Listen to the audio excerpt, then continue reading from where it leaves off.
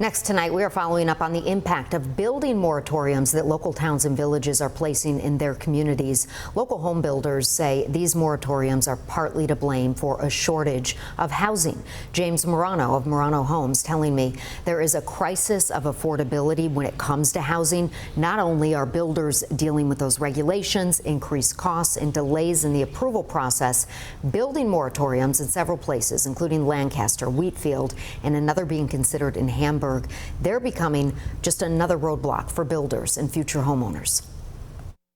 This is drone footage from Morano builders showing the early stages of a construction project in North Tonawanda. It's called Bush Meadows. A single-family community, homes ranging from 500,000 to 700,000 in that range. Those same homes pre-COVID, what would they have gone for? Probably 150, 200,000 less. Jim Morano tells me numerous factors, including land and material costs, drove up the prices and says local and state regulations are making it even more difficult for builders.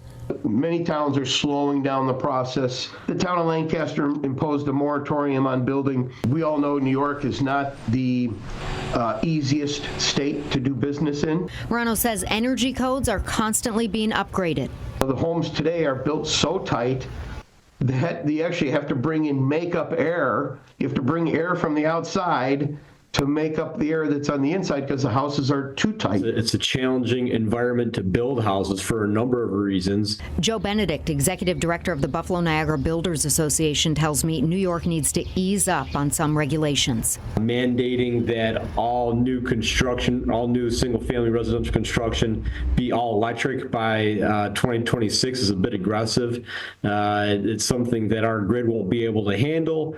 And Benedict says proposed regulations to expand what would define a wetland would be a significant issue in western New York because of our geography. There's a lot of areas that to the common eye, you'd look at them and you would not think it's a wetland, but under the new regulation, it would be defined as a wetland, and therefore you wouldn't be able to build on it.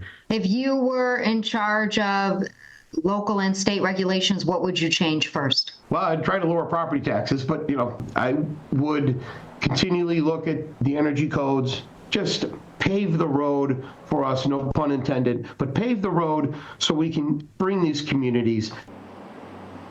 Another factor making it more difficult, he says, for people to afford homes, higher interest rates. And Morano says there is a big demand for affordable housing right now, but if these regulations and mandates aren't lifted, his company, he says, may have to grow outside the area.